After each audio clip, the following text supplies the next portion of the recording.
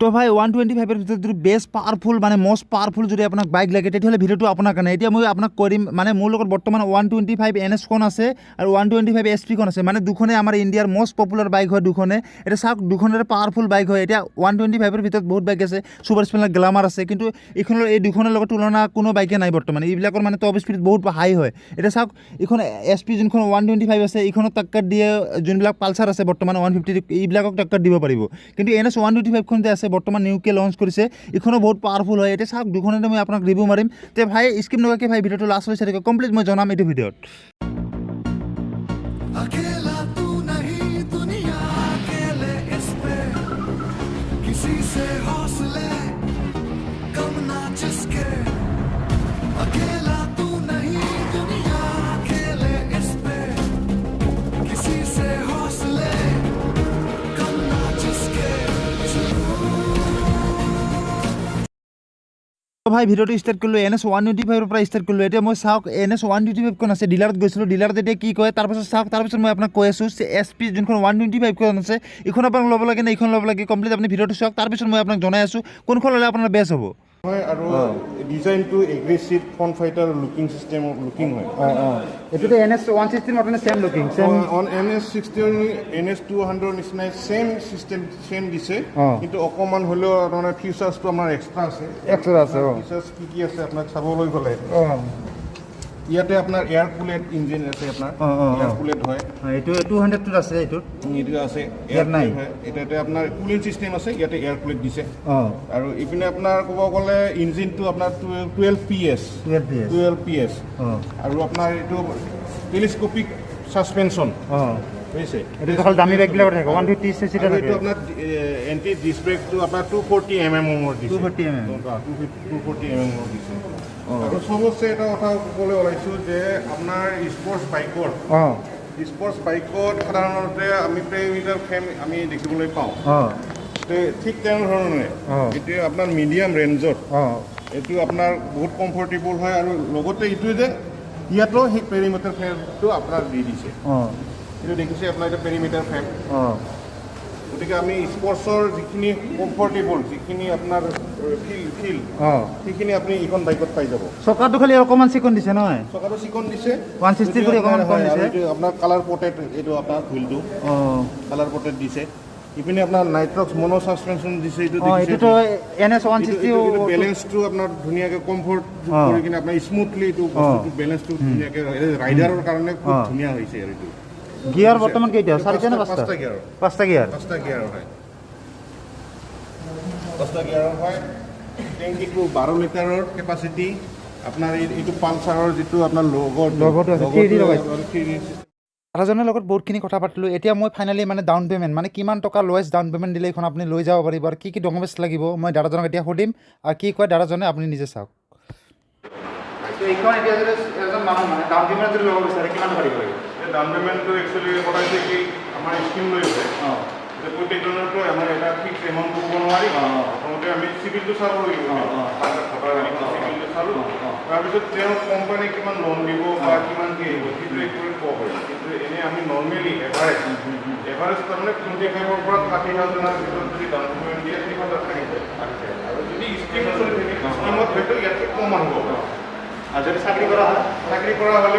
তো ছাৰজনক মই সুধিলোঁ ছাৰজনে কৈ আছে ডাউন পে'মেণ্ট মানে লৱেষ্ট ডাউন পে'মেণ্ট আপুনি 25,000 টকা দিলে আপুনি এইখন ল'ব পাৰিব কিন্তু ইয়াৰ কাৰণে ডকুমেণ্টছ দিব লাগিব ভোটাৰ আই কাৰ্ড পেন কাৰ্ড আৰু বেংক পাছবুকখন আছে এইখন দিব লাগিব আৰু তাৰ লগত চেক লাগিব 4খন আৰু যদি আপোনাৰ বেংক পাছবুকখন নাই মানে যেতিয়া চাপ'জ যে গুৱাহাটীৰ পৰা ল'লে আপোনাক বেংক পাছবুকখন লাগে ইয়াত মানে এটা ভাল চিষ্টেম দি দিছে বেংক পাছবুক নহ'লেও আপুনি ল'ব পাৰিব ইয়াত আপুনি চাওক এতিয়া আপুনি এইখন 30,000 টকা লৈ আহিল 30,000 টকা দিব আপুনি দিয়াৰ পিছত আপুনি এইখন মানে যোনটো EMI-টো আছে আপুনি ইয়াত আহি দিব পাৰে মানে ইয়াত আপোনাৰ যোনটো শ্বৰুমটো আছে শ্বৰুমটোত আহি আপুনি দিব পাৰে মাহে দিব পাৰে অফলাইনতো চলিব মানে এটা চাব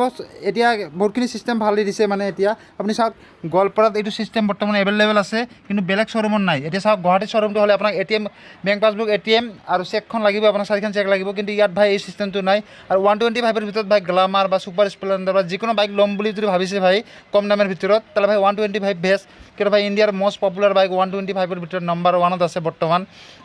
NS-125খন মানে 125-ৰ ভিতৰত পাৱাৰফুলৰ ভিতৰত মানে কোনো বাইকে নাই ইয়াৰ লগত তুলনা কৰিবৰ কাৰণে ডিউকখন লাগিব ডিউক 125খন লাগিব তেতিয়াহে এইখনৰ লগত টক্কৰ দিব লাগিব কিন্তু ডিউক 125খন যোনখন আছে এইখনৰ দাম বেছি 1,80,000 টকামান পৰি যায় কিন্তু এইখন 93, 97, 94ত এনেকৈ মানে লঞ্চ কৰি আছে জেগাই ইয়াত 93 কৈ আছে এতিয়া বৰ্তমান দাম এইটো কাৰণে ভাই 125ৰ ভিতৰত বেষ্ট মানে ইণ্ডিয়াৰ most popular bike lowest down পে'মেণ্টৰ ভিতৰত মানে এখন যদি বাইক লাগে পাৱাৰফুল বাইক মানে যেনে ষ্টাইলিছৰ কাৰণেও টেনশ্যন নাই যেন মানে সবাই চলাব পাৰে মাইলেজৰ যেন টেনশ্যন নাই ষ্টুডেণ্টবিলাক বিন্দাছ ল'ব পাৰে চাওক এইখন বিন্দাছ লৈ যাওক ষ্টুডেণ্টবিলাক কোনো নক'ব এইখন মানে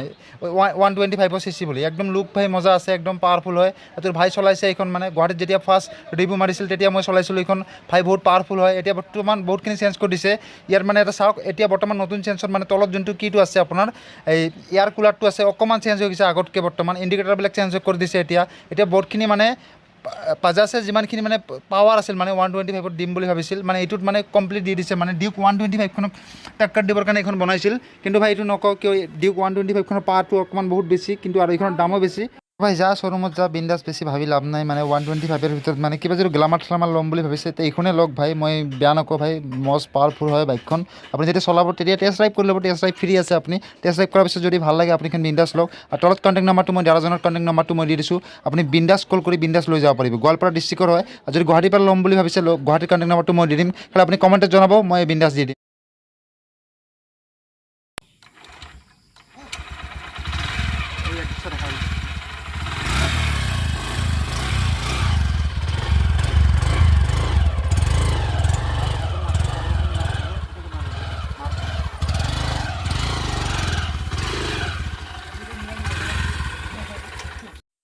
Honda Sp125খনো ইমান এটা বেয়া নহয় কিন্তু ভাই ইয়াত মই আপোনাক কেইটামান কথা কৈ আছোঁ চাওক ইয়াত ডিছটো আছে আপুনি ডিছটো ইমান এটা মোৰ হিচাপত মানে ইমান এটা ভাল নহয় আৰু যোনটো চাকাবিলাক আছে একদম সৰু চাকা দি দিছে 125 হিচাপে মানে চিচি হিচাপে চাকাবিলাক বহুত সৰু হৈছে আৰু ইঞ্জিনটো পিক আপ আছে কিন্তু ভাই NS125ৰ লগত মানে এইখন টক্কৰ দিবৰ কাৰণে বহুত মানে বাকী আছে এতিয়ালৈকে এটা চাওক মই আপুনি যদি 125ৰ ভিতৰত যদি আপুনি ল'ম বুলি ভাবিছে NS125খন লওক ভাই বেষ্ট পাৱাৰফুল বাইক হয় ইণ্ডিয়াৰ বৰ্তমান মষ্ট পাৱাৰফুল হয় এটা চাওক এইখনৰ মানে এটা মেইন প্ৰব্লেম এইখন ছুপাৰ স্প্লেণ্ডাৰ টাইপ হালকা টাইপ বাইক হয় ফিল হয় মানে এইখন 125 চলাই আছোঁ কিন্তু NS125খন মানে মষ্ট মানে এতিয়া এনেকুৱা ফিল হয় 1cc চলাই থকা মানে যোনটো টপ স্পীডটো আছে এইটো কোনো বাইকে নাই NS125ক টক্কৰ দিবৰ কাৰণে লাগিব ডিউক 125খন লাগিব তেতিয়াহে টক্কৰ দিব পাৰিব Honda SP খন যদি টক্কৰ দিব লাগে NS125খনক তেতিয়াহ'লে চাকাটো মোটা হ'ব লাগিব অকণমান আৰু বহুতখিনি চেঞ্জ কৰি দিব লাগিব তেতিয়াহে মানে NS125খনক টক্কৰ দিব পাৰিব এতিয়া চাওক